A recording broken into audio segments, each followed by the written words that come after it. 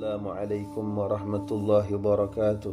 Fahamdan li rabbin khassana bi Muhammadin wa anqadhana min dhulmatil jahli wad dayajiri.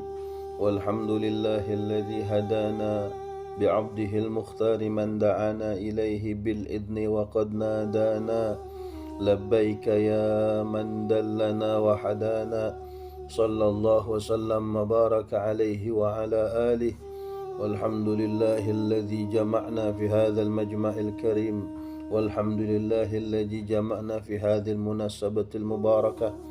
Limpahan puji kehadirat Allah yang selalu menyeru hambanya pada keluhuran walaupun mereka selalu berada dalam kehinaan. Namun Sang Maha yang tidak pernah berputus asa mengundang para pendosa menuju pengampunan dan kasih sayangnya ialah Allah, Sang Maha bercahaya, Sang Maha menerangi jiwa hamba-hambanya dengan cahaya keindahannya, yang jika cahaya keindahan itu berpijar pada jiwa hambanya, maka teranglah sanubarinya, tenang dan damailah hari-harinya, tenanglah wilayah sekelilingnya, tenanglah wilayah-wilayahnya, tercerahkan jiwa dengan nama Allah. Ia selalu asik melakukan sujud, melakukan zikir, berdoa. Ia selalu menikmati lezatnya mendekat kepada Allah, meneladani Rasulullah. Ia selalu merasa lezat ketika mengingat Allah, ketika sampai pada puncak kesulitan dan musibah, lalu ia teringat perjumpaan dengan Allah. Ia lupa dan gembira dengan detik kerinduan dengan Allah. Jika seorang kekasih mencintai kekasihnya, kemudian ia mendapat musibah apapun, lantas teringat kepada yang dikasihinya, maka lupalah segala musibahnya. Akan begitu mudah ia melupakan musibah, karena yang ia ingat hanyalah kekasihnya. Sebaliknya pula, ia sedang dalam kenikmatan dunia, dalam keluasan harta seluas apapun, ia akan lupa dengan harta dan kekayaannya jika ia diputuskan hubungannya dengan kekasihnya. Yang paling risau oleh hamba yang mengerti hubungan antara makhluk dan Khalik, Sang Maha Penciptanya, adalah diputuskan hubungannya oleh Allah. Jika cintanya diputus oleh Allah, datang kepadaku keluhan tentang kesedihan karena diputuskan oleh kekasihnya. Saya diputuskan oleh kekasih saya. Beruntung kau tidak diputus oleh Allah, tapi tetap tersambung. 1000 makhluk di langit dan bumi memutuskan hubungannya denganmu. Asal Allah Subhanahu wa ta'ala bersamaku, maka tentramlah jiwaku dunia dan akhirat. Orang yang mencintai dan merindukan Allah, Sang Maha Pemilik alam semesta raya, maka Allah akan memberikan cahaya cinta hingga orang tidak mau memutus hubungan dengannya. Maka kita perdalam lebih dalam lagi kecintaan kepada Allah, Sang Maha Pemilik alam semesta raya. Yang paling ditakutkan dan dirisaukan adalah diputuskannya hubungan kita oleh Allah, diputus hubungan cinta kita oleh Allah. Karena itu manusia yang paling mulia di alam jagat semesta raya, Sayyidina Muhammad sallallahu wasallam mabaraka alaihi wa ala ali, ketika beliau dilempari kotoran onta, maka beliau bersabda, illam yakun laka ghadaba alayya fala ubali. Wahai Allah, asal engkau tidak murka kepadaku, aku tidak pedulikan lagi hinaan mereka, cacian mereka, pukulan mereka. Wahai Allah, itu adalah ungkapan terluhur makhluk yang sangat dicintai Allah dan Allah mencintainya, Sayyidina Muhammad sallallahu wasallam mabaraka alaihi wa ala ali. Demikian hadirin hadirat yang dimuliakan Allah dengan iman, yang dimuliakan Allah dengan iman, yang dirindui Nabi Muhammad dengan ketakwaan. Cinta Sayyidina Muhammad kepada Allah sangat dahsyat. Mau dilempar oleh musuh-musuhnya, disiksa, dicabik-cabik, bahkan mau dibunuh, tetap beliau tidak merisaukan itu. Yang dirisaukan oleh baginda Nabi Muhammad adalah takut terputus hubungannya dengan Allah. Qul ya ibadiyalladzina asrafu ala anfusihim la taqnatu min rahmatillah Innallaha yaghfiru dzunuba jami'a innahu huwal ghafurur rahim.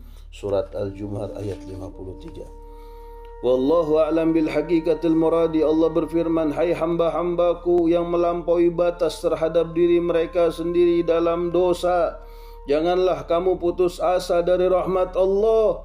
Sesungguhnya Allah mengampuni dosa-dosa keseluruhannya. Sungguhnya Allah Maha Pengampun lagi Maha Penyayang. Hadirin hadirat, kita sudah risau. Bisa saja Allah memutus hubungannya dengan tiba-tiba terhadap diri kita. Kita tidak mencium wanginya surga selama-lamanya. Bisa saja seperti itu kita diperlakukan oleh Allah. Namun Allah Subhanahu wa ta'ala berfirman menenangkan hamba makhluk ciptaannya, la taqnatu birrahmatillah. Wahai hambaku, wahai makhluk ciptaanku yang penuh dosa, jangan berputus asa dari rahmatku. Innallaha yaghfiru dzunuba jami'a, kata Allah. Sungguhnya Allah mengampuni semua dosa.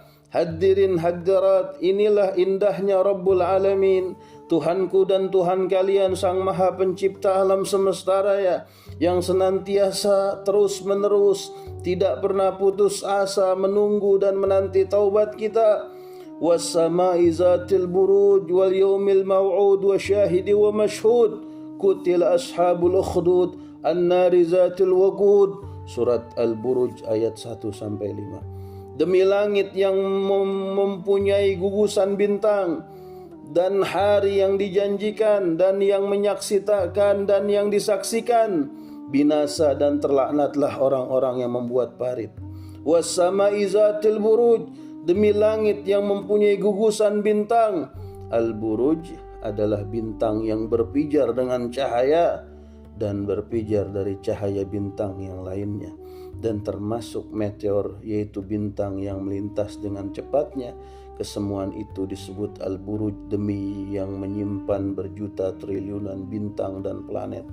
Demikian firman Allah dalam surat Al-Buruj, wal yaumil maw'ud, demi hari yang dijanjikan.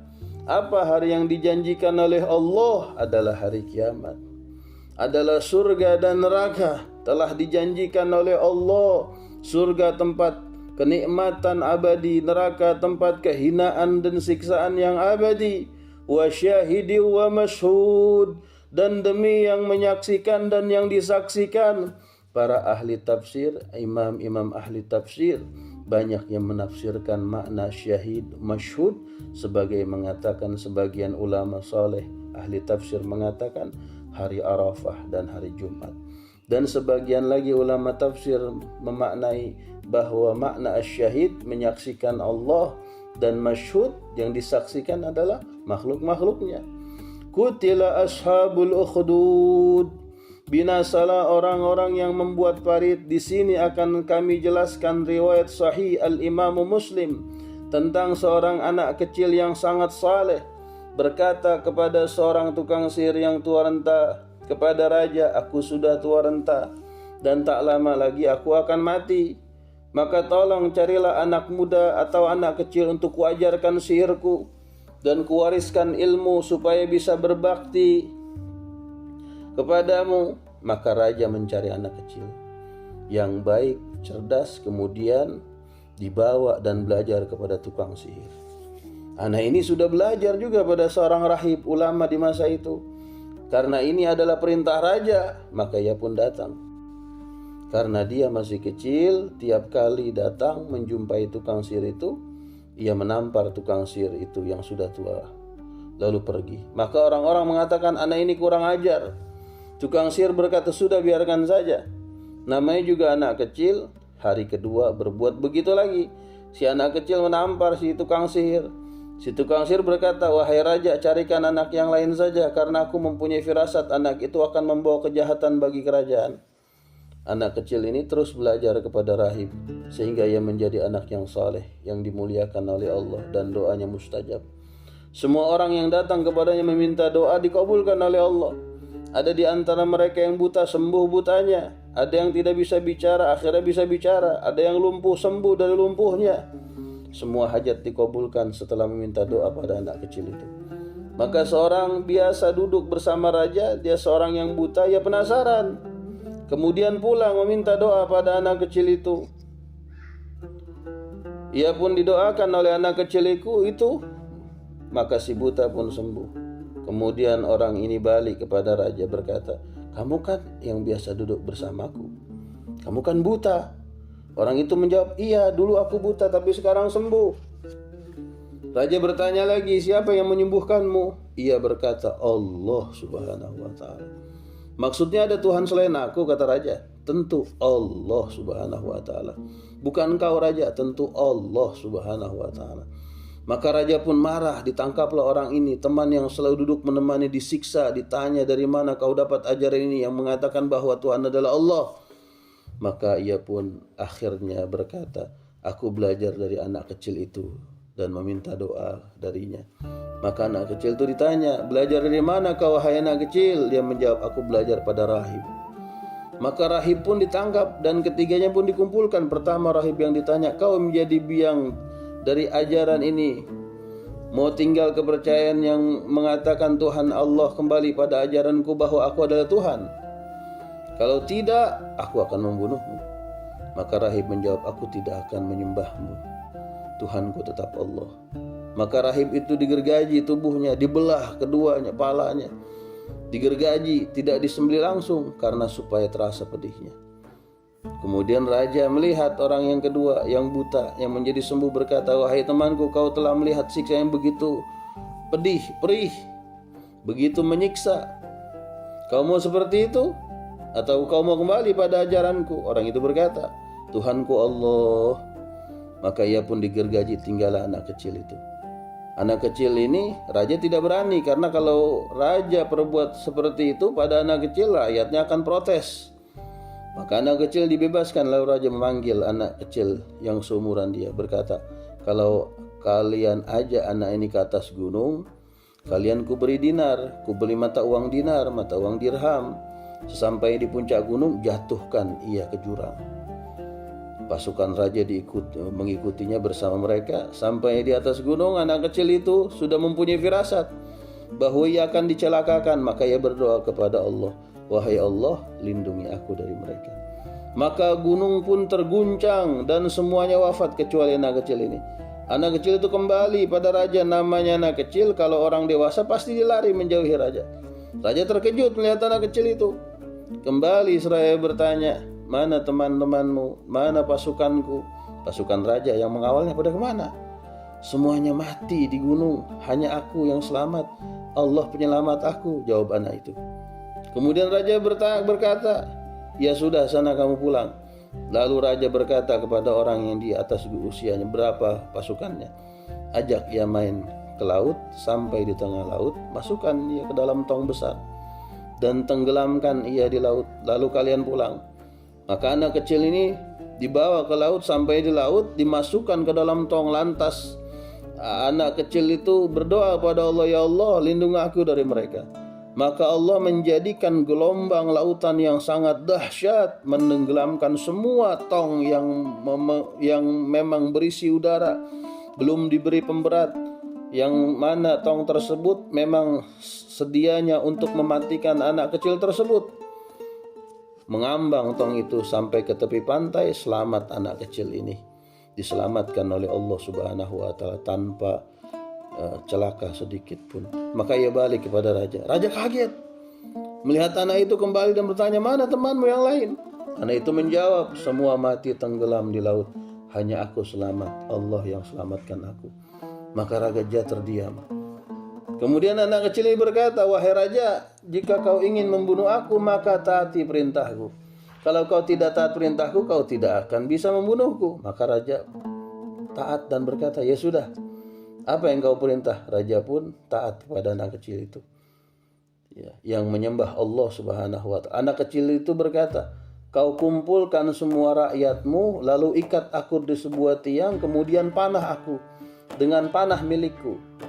Saat akan memanah, sang pemanah harus berteriak, 'Bismillahirrabbilgulam.' Sambil memanah, teriak dengan menyebut nama Allah, Tuhan anak ini. Maka si panah itu dilesatkan. Maka raja tidak sadar dengan perbuatan itu. Raja mengumpulkan rakyatnya, mengikat anak itu di sebuah tiang di tengah-tengah rakyat, dan raja berkata, lihat, anak yang kalian anggap hebat ini, setiap doanya mustajab, dia sekarang akan mati di tangan pemanahku yang ulung.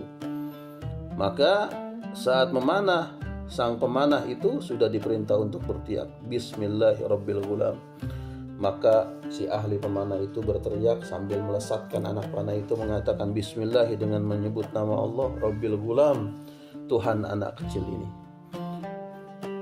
Maka panah melesat menancap ke tubuh anak kecil itu, dan rakyat tidak lagi mau menyembah raja, karena raja berkata dengan kewibawaannya, lihat anak ini akan mati, bukan kewibawaan dia membuat kematian anak ini, tapi justru karena kemuliaan Tuhan anak kecil itu. Maka ini yang benar. Banyak yang masuk Islam saat itu, lalu meninggal Ukhud parit barusan yang saya sebutkan dalam surat Al-Buruj, tafsir dari firman Allah, Qutila ashabul ukhdud, binasalah orang yang membuat parit.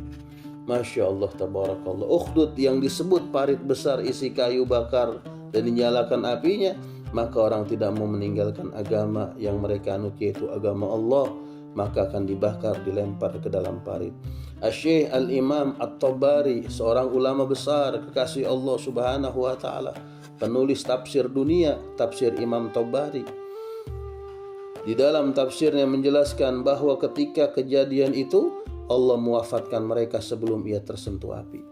Sebelum disentuh api mereka sudah wafat, sehingga mereka tidak merasakan terbakarnya api. Sebaliknya Allah Subhanahu wa taala berfirman, Qutila ashabul ukhdud an-nari zatil waqud idhum 'alaiha qu'ud wa hum 'ala ma yaf'aluna bil mu'minina syuhud wa ma naqamu minhum illa ay yu'minu billahil 'azizil hamid alladzi lahu mulkus samawati wal ardi wallahu 'ala kulli syai'in syahid innal ladzina fatanul mu'minina wal mu'minati thumma lam yatubu falahum azabu jahannam walahum azabul hariq. Surat Al-Buruj ayat 104, ayat 104. Binasalah orang yang membuat parit yang berapi, yang mempunyai kayu bakar ketika mereka duduk di sekitarnya, sedang mereka menyaksikan apa yang mereka perbuat terhadap orang-orang beriman, dan mereka tidak menyiksa orang-orang mukmin itu melainkan karena orang-orang mukmin itu beriman kepada Allah Sang Maha Terpuji yang mempunyai kerajaan langit dan bumi. Allah Maha menyaksikan segala sesuatu. Sesungguhnya orang-orang yang mendatangkan kesulitan kepada orang-orang yang mukmin, baik laki-laki dan perempuan, kemudian mereka tidak bertaubat, maka bagi mereka azab neraka jahanam, dan bagi mereka azab neraka yang membakar. Surat Al-Buruj. Al-Imam At-Tabari mengatakan makna siksa api jahanam sudah sangat jelas. Maka yang tidak mau taubat, tidak mau menyembah Allah akan mendapatkan itu. Tapi apa maksud kalimat walahum ajabul harik, dan bagi mereka siksaan yang membakar? Al-Imam At-Tabari dalam kitab tafsir At-Tabari menukil, menjelaskan, menerangkan beberapa riwayat yang thiqah, riwayat yang kuat maksudnya, di dalam tafsir, bahwa setelah api selesai membenamkan kaum muslimin di dalam parit itu, maka api itu keluar dari parit dan membakar semua orang yang menyaksikan di sekitarnya. Na'udzubillah. Mereka disiksa dan lama dibakar oleh api, tetapi tidak juga mati. Mereka terus hidup dan terus tersiksa dengan api itu. Padahal kalau orang dibakar dengan api hanya bertahan beberapa puluh detik saja. Namun mereka tidak juga mati walaupun api sudah membakar mereka, karena firman Allah bahwa mereka akan mendapatkan siksaan api yang demikian sangat dahsyat panasnya, disebabkan mereka suka menyiksa dan membakar kaum muslimin muslimah pada masa itu. Demikianlah hadirin hadirat yang ingin saya ulas adalah kekuatan muslimin muslimat itu ada pada Allah Subhanahu wa taala. Seorang anak kecil yang tadi, yang kelihatan tidak berdaya, hati-hati kalau ia sudah dicintai Allah.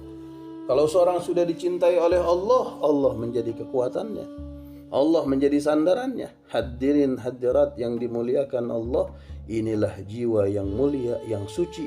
Kalau sudah dicintai oleh Allah, beruntung orang yang mendekat kepadanya, merugi orang yang menjauh darinya. Kemudian Allah meneruskan firman-Nya, Innal ladzina amanu wa amilus salihati lahum jannatun tajri min tahtihal anhar Dzalikal fawzul kabir.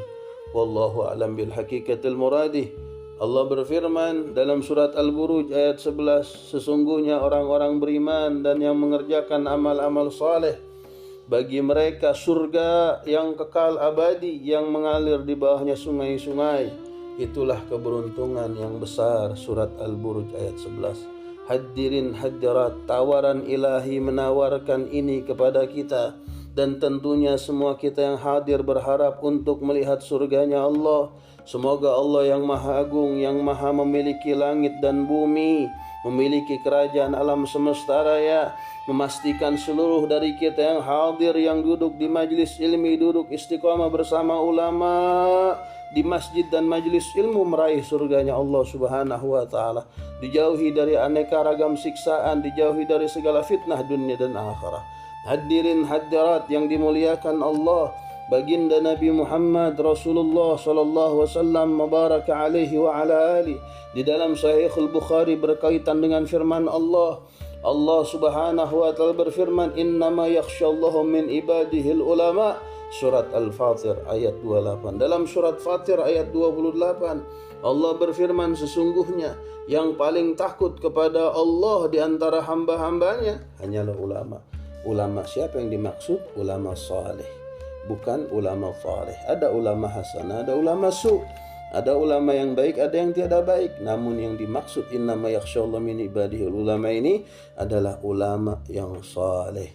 Ulama yang sungguh-sungguh totalitas berpegang teguh meneladani baginda Nabi Muhammad sallallahu wasallam. Dan di riwayat yang lain dalam Sahih Bukhari, Rasulullah bersabda, al ulama warasatul anbiya. Ulama adalah pewaris baginda Nabi Muhammad. Maksudnya apa? Mewarisi kemuliaan-kemuliaan, tuntunan-tuntunan ilahi dan keberkahan yang ada di masa Rasulullah itu tidak hilang, tidak sirna, dan tidak pernah padam, terus mengalir berkesinambungan sepanjang waktu dan zaman, sepanjang generasi, tidak akan pernah ada akhirnya, karena terus dipegang oleh pewaris Nabi, yakni ulama as-salihin. Dalam Sahih Al-Bukhari pula Rasulullah bersabda, lam la tazal ta'ifatu min ummati zahirina hatta yatihum amrallahum zahirun. Selalu ada kelompok dari umatku yang terus muncul dengan kebenaran hingga mereka menghadap Allah. Mereka akan terus ada dan terlihat jelas. Rawahu al-Imam Bukhari. Kecuali di saat-saat kehancuran hari kiamat, maka tiada lagi muslimin muslimat di hari kehancuran, yaitu hari kiamat. Namun yang dimaksud Nabi adalah sampai sebelum datangnya hari kiamat, pada saat akan dekat waktu kiamat, di saat itu masih ada ulama saleh, masih ada orang-orang mulia, para salihin. Mereka akan terus terlihat sampai datang hari kiamat. Hadirin hadirat yang dimuliakan Allah, sesungguhnya orang yang paling risau, khusyuk hatinya kepada Allah adalah para ulama. Kalau kita temukan di masa sekarang, orang yang mengaku ulama, mengaku hafal Al-Quran, mengaku hafal hadis, banyak hadis yang bertentangan dengan sunnah Nabi Muhammad, dan juga tidak khusyuk, maka tentunya bukan ulama. Ulama menebarkan kelembutan kasih sayang dan tidak pernah mendengki, menghina. Masa sekarang mau disebut ulama tapi mengharamkan orang yang berzikir, mengharamkan orang yang membaca sholawat, padahal itu perintah Nabi Muhammad. Sedangkan berkumpul dalam kemaksiatan tidak diributkan, yang mabuk-mabukan, yang berzina, yang maksiat tidak dirisaukan, tidak dihina. Tapi yang berzikir, membaca sholawat, membaca maulid Nabi Muhammad SAW, membaca sirah Nabawi, itu dilarang, bahkan dihina, disebut bid'ah. Na'udzubillah, summa na'udzubillah min zalik. Diriwayatkan dalam Sahih Al-Bukhari, Rasulullah sallallahu wasallam mubaraka alaihi wa ala alihi, beliau bersabda, yadhhabu salihun al-awwal fal-awwal wa yabqa khuffah ka khuffatil sya'ir atau tamar la yubalihimullahu balah. Orang-orang saleh telah pergi wafat satu persatu sampai tidak tersisa seorang pun kecuali manusia yang buruk, ibarat sampah gandum atau ampas kurma yang Allah tidak pedulikan mereka sedikit pun. Maksudnya apa? Maksudnya adalah kalau suatu lingkungan masyarakat tiada lagi ulama saleh, tidak ada lagi ulama di situ, maka hati-hati wilayah itu berada dalam peringkat nomor 1 untuk mendapatkan musibah dari Allah. Karena Allah tidak peduli. Bukan Allah tidak peduli pada mereka, berarti Allah kejam pada mereka, begitu. Bukan. Namun tentunya musibah datang kepada mereka untuk menghapus dosa itu, menjadi bentuk cinta Allah. Maksudnya Allah tidak peduli kalau ada orang-orang soleh, ada kumpulan majlis zikir, majlis talim, ketika Allah menurunkan musibah maka ditunda dulu. Karena masih banyak majlis zikir, majlis ilmu di lingkungan itu. Karena masih ada banyak ulama soleh berdoa, meminta untuk dijauhkan dari musibah. Kalau masih ada ulama soleh, Allah menyingkirkan musibah itu. Tetapi jika tidak ada lagi orang soleh, ulama soleh, sudah tidak ada di lingkungan itu, dengan menumpahkan kesedihan pada umat itu, Allah turunkan kesedihan. Hal itu adalah dari kasih sayang Allah. Tapi kasih sayang Allah subhanahu wa ta'ala itu melebihi kasih sayang ibunda kita kepada kita. Ibu yang melihat anaknya sakit, misalnya anak itu tidak bisa diobati hanya dengan beri vitamin C, harus disuntik. Mau tidak mau sang anak merasakan pedihnya jarum suntik, ditusukkan ke tubuh demi mengobatinya. Demikian masyarakat suatu wilayah tidak mau mendekat kepada Allah kecuali diberi musibah, maka didatangkan musibah oleh Allah subhanahu wa ta'ala. Na'udzubillah min zalik. Hadirin hadirat yang dimuliakan Allah, Al-Imam Ibn Hajar Al-Asqalani dalam kitab Fathul Bari bisyarah Sahihul Bukhari mensyarahkan makna hadis, jangan kalian bermukhalafah, bertentangan dengan para ulama. Jangan sekali-kali kalian bertentangan dengan ulama dan salihin, karena jika ini terjadi maka keadaan kita tidak dipedulikan oleh Allah. Na'udzubillah min zalik. Jangan sampai bertentangan dengan ulama. Jangan sampai kita mencari-cari jalan untuk apa? Untuk tidak taat atas perintah kebaikan dari ulama yang itu bersumber dalam Al-Quran dan hadis. Maka semoga para ulama kita salihin senantiasa mengajarkan kita istiqamah, selalu bersama para ulama salihin, lebih-lebih lagi untuk bersolat mencintai Sayyidina Muhammad sallallahu wasallam baraka alaihi wa ala alihi. Wa ma kana Allah li'azibahum anta fihim wa ma kana Allah mu'adzibahum wa hum yastaghfirun. Dan Allah tidak akan mengazab mereka selama engkau wahai Nabi Muhammad berada di antara mereka, dan tiadalah pula Allah mengazab mereka selama mereka meminta ampun. Kitab Al-Quran surat Al-Anfal ayat 33. Perbanyaklah istighfar kepada Allah, karena itu akan menjadi benteng dari datangnya musibah. Perbanyaklah membaca salawat dan cinta kepada Allah, dan baginda Nabi Muhammad menjadi suri tauladan nomor 1, memakmurkan masjid, memakmurkan majelis ilmu, memakmurkan tempat-tempat ibadah. Hadirin hadirat yang dimuliakan Allah, sampailah kita pada hadis mulia yang mana baginda Nabi sallallahu wasallam mubaraka alaihi wa ala alihi ingin membanggakan umatnya di hari kiamat seraya bersabda, inna ummati yud'auna yawmal qiyamati ghurran muhajjalin min asharil wudu famastata'a minkum ayatila ghurrata falyaf'al. Sahihul Bukhari. Sungguh umatku digelari di hari kiamat sebagai cahaya yang terang benderang dari bekas wudunya, maka barang siapa yang mampu di antara kalian untuk memperluas bagian yang disentuh air pada anggota wudunya, maka lakukanlah. Maksudnya dari hadis ini adalah memperbanyak wudu. Dan para ulama kita di dalam mazhab Imam Syafi'i, di antaranya Imam An-Nawawi, Imam Ar-Rafi'i dan yang lainnya mengatakan yang dimaksud adalah anggota wudu itu, lebihkan yang disentuh air. Jikalau wajah sudah jelas anggota wudu, sudah menjadi bagian anggota wudu wajah, dan batasan dari telinga kiri kanan, ujung dahi teratas sampai ujung dagu, itu batasan yang wajib terkena air dalam wudu. Kalau mau mendapatkan ghurran muhajjalin, cahaya yang terang benderang, maka membasuhnya diperluas ke kanan dan ke kiri hingga sampai ke leher. Jadi bukan hanya batas wajib saja yang terkena air, dan yang terkena air wudu. Kalau membasuh tangan disunahkan untuk melebihkannya sampai dengan adhud, di antara siku, tulang punggung di atas siku, bukan siku, karena kalau sampai di siku itu adalah batas wajib saja. Jadi agar mendapatkan ghurran muhajjalin, maka basuhlah tangan sampai ke siku. Adapun kaki maka basuhlah, dilebihkan sedikit hingga mata kaki. Jadi kalau berwudu jangan dipaskan di batasan yang wajib saja, tapi lebihkan sedikit. Demikian pula rambut, jangan hanya yang fardu saja yang tersentuh air. Untuk rambut meskipun yang terkena air hanya beberapa helai, itu pun sudah sah wudunya, tapi sunnah kesemuanya untuk mendapatkan ghurran muhajjalin, maka kita akan dibanggakan oleh Nabi Muhammad kelak di hari kiamat. Demikian sabda Rasulullah sallallahu alaihi wasallam yang tiada lain. Rasul ingin kita bercahaya di padang mahsyar di hari kiamat, bahkan sampai ke surga.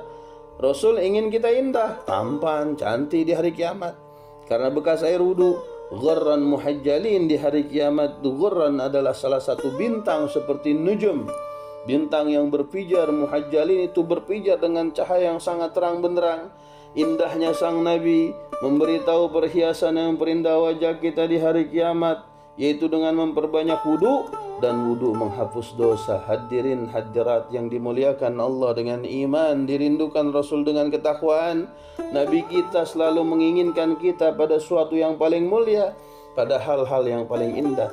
Semoga aku dan kalian di hari kiamat berkumpul dengan golongan di barisan Nabi Muhammad, golongan ghurran muhajjalin, wajah yang terang benderang karena bekas-bekas athar wudu. Dan semoga hadis ini yang kita baca membawa keberkahan bagi kita, karena hadis ini sangat musalsal sampai kepada guru, sambung menyambung sanadnya kepada baginda Nabi Muhammad sallallahu alaihi wasallam, mubaraka alaihi wa ala alihi, wallahu a'lam bishawab.